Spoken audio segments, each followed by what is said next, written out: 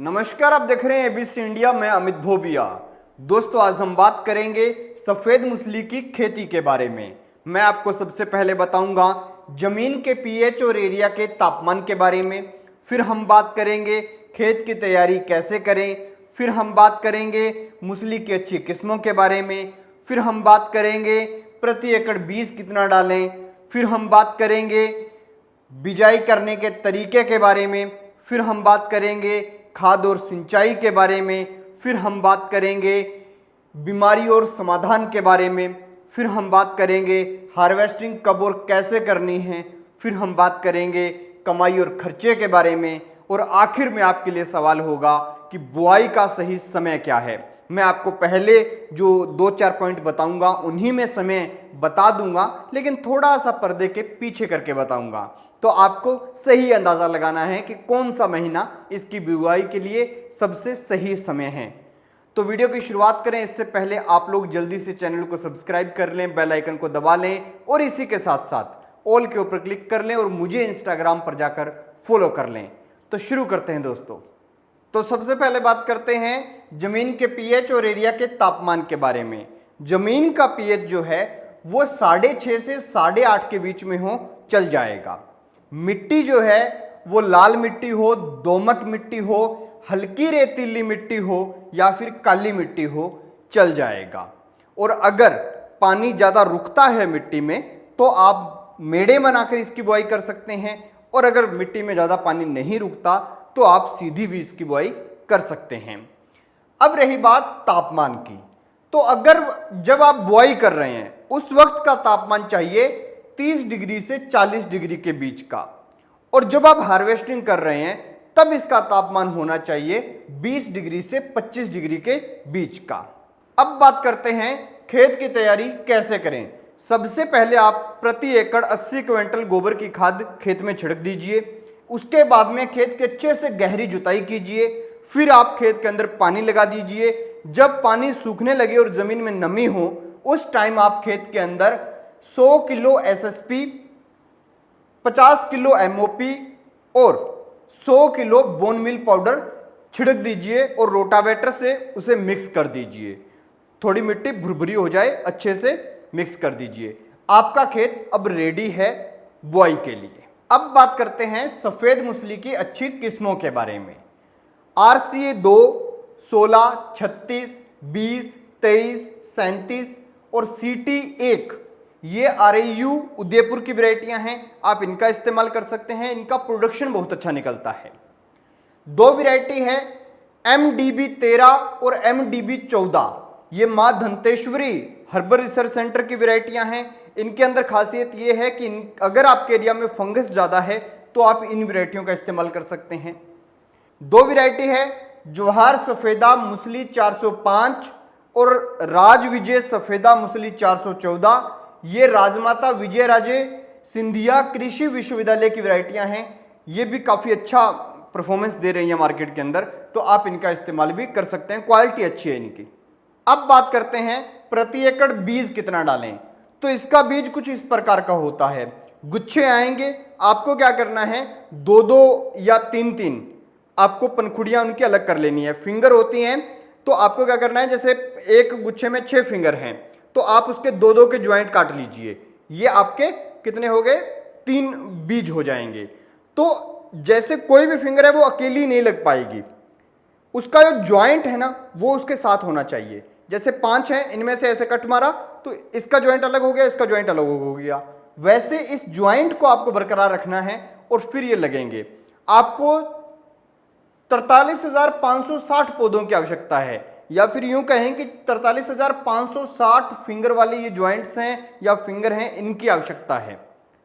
ठीक है, तो एक के लिए हम 2 या 3 फिंगर रखेंगे और बस ज्वाइंट उसका मिला होना चाहिए। यहां पे जो ज्वाइंट होगा वो इसका मिला हुआ होना चाहिए, फिर ही वो पौधा जो है लग पाएगा।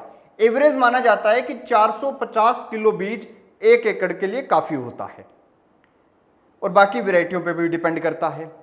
अब बात करते हैं बिजाई करने के तरीके के बारे में। सबसे पहली बात, आपको पौधे से पौधे की दूरी 12 इंच रखनी है, लाइन से लाइन की दूरी 12 इंच रखनी है, और इस हिसाब से आपके 43,560 पौधे जो हैं 1 एकड़ के अंदर लगेंगे। और आपको सीड जरूर ट्रीट करना है। 2 ग्राम कार्बेंडिज्म लीजिए, 1 लीटर पानी में घोलिए और उससे सीड ट्रीट कर लीजिए। ह्यूमिसिल जो है 5 ml प्रति लीटर के हिसाब से यूज होगी और उससे आप सीड जो है वो ट्रीट कर लीजिए। या फिर ट्राइकोडर्मा 5 ग्राम पर केजी के लिए इस्तेमाल कीजिए और उससे आप जो है सीड ट्रीट कर लीजिए। सीड जरूर ट्रीट करना, क्योंकि हम कंद लगा रहे हैं, फंगस और बहुत सारी चीजों की वजह से वो जो है खराब हो सकती है। और इसी के साथ साथ जब आप बुआई करें तो सबसे पहले हल से ऐसी लाइनें बना लीजिए, फिर इनके अंदर जैसे आलू लगाते हैं, शकरकंद लगाते हैं, वैसे इन जड़ों को डाल के ऊपर मिट्टी डाल दीजिए। और इसी के साथ साथ आप इन लाइनों के अंदर नीम खली पाउडर जरूर डालें, वरना आपको जो है फंगस या फिर जो व्हाइट अर्थगर्भ है इससे नुकसान हो सकता है। अब बात करते हैं खाद और सिंचाई के बारे में। आपको हर 22 से 25 दिन बाद सिंचाई करनी ही करनी है और खरपतवार भी आप अच्छे से निकालते रहिए। खाद की कोई आवश्यकता इस खेत में नहीं पड़ेगी अगर आपने शुरुआत में जो खाद मैंने बताई बेसल डोज के रूप में वो खेत के अंदर डाल दी है, तो कोई आवश्यकता नहीं पड़ने वाली। अब बात करते हैं बीमारी और समाधान के बारे में। सबसे पहली बीमारी आएगी व्हाइट गर्भ। व्हाइट गर्भ का वैसे तो कोई परमानेंट इलाज नहीं है, लेकिन हाँ अगर आपके यहाँ पे है ज्यादा तो आप एल्ड्रीन या फिर फोरेट का इस्तेमाल कर सकते हैं। वैसे व्हाइट गर्भ को लेकर मैंने ऑलरेडी एक वीडियो बनाई है, इस वीडियो के अंत में दे दूंगा। उसके अंदर आप परमानेंट इलाज के बारे में मैंने बताया है और व्हाइट गर्भ के नुकसान भी मैंने बताए हैं। बहुत सारी जमीनों में होता है और सारी फसलों को लगभग ये नुकसान पहुंचाता है, ऐसा कुछ कीड़ा होता है ये। खैर, दूसरी बीमारी जो है वो है लीफ बिलाइट की।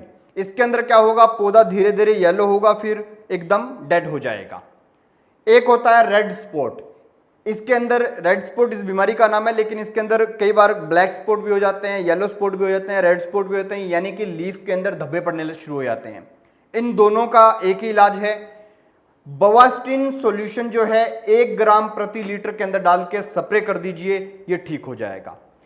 और एक जो ये पत्ते खाने वाले कैटरपिलर्स होते हैं, लीफ कट करने वाले, लीफ ईटिंग कैटरपिलर्स, ये आते हैं। इनके लिए ये 3-4 दवाइयां मैंने बता दी, इनका आप इस्तेमाल कर लीजिएगा, ये जो है सब खत्म हो जाएंगे। अब बात करते हैं हार्वेस्टिंग कब और कैसे करनी है।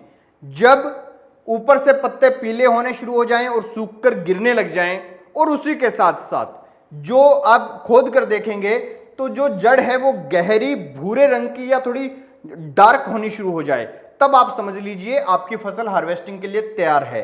ये लगभग 110 दिन बाद जो है तैयार हो जाती है। तो आपको खेत में पानी लगाना है और जो सारी की सारी कंद है इसे उखाड़ लेनी है।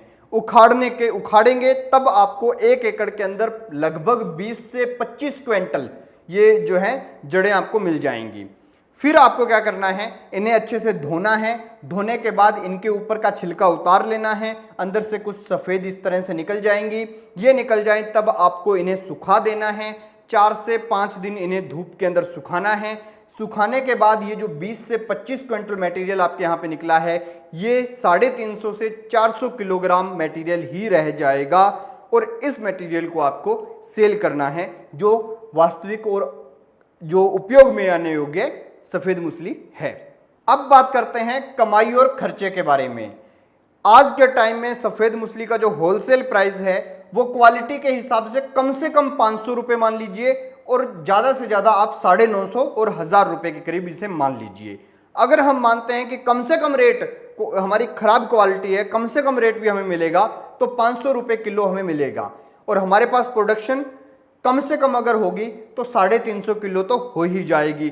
350 गुना में 500 लगभग 1,75,000 के करीब आपके पास आमदनी हो जाएगी 110 दिनों के अंदर। इसमें से कुछ खर्चा निकाल लीजिए। तो खर्चा क्या है, कुछ सीड का खर्चा होगा और कुछ थोड़ी बहुत ट्रीट करेंगे, उस टाइम तो दवाई का इतना खर्चा आएगा ही नहीं। लेबर की थोड़ी कॉस्टिंग पड़ती है छीलने और वो सब काम करने के अंदर। अब बात करते हैं बुआई के सही समय के बारे में। आपको मालूम पड़ गया हो तो कमेंट बॉक्स में बता दीजिए, अन्यथा हम आपको बता देते हैं। इसकी बुआई मध्य जून से लेके यानी 15 जून से लेके अगस्त के पहले सप्ताह तक यानी 10 अगस्त तक आप कभी भी कर सकते हैं। जब भी आपके यहाँ पे अच्छी खासी भरपूर बरसात आ जाए तब आप इसकी जो बुआई है वो कर सकते हैं, यानी कंद जो है वो लगा सकते हैं। तो दोस्तों ये वीडियो आपको कैसी लगी कमेंट सेक्शन में जरूर बताइए, और व्हाइट गर्भ को लेकर वीडियो आपको यहाँ पे दिखाई दे रही होगी, ये वीडियो जरूर देखें और व्हाइट गर्भ के नुकसान को परमानेंटली अपने खेत से उसको व्हाइट गर्भ को खत्म कर दीजिए। देखते रहिए ABC इंडिया।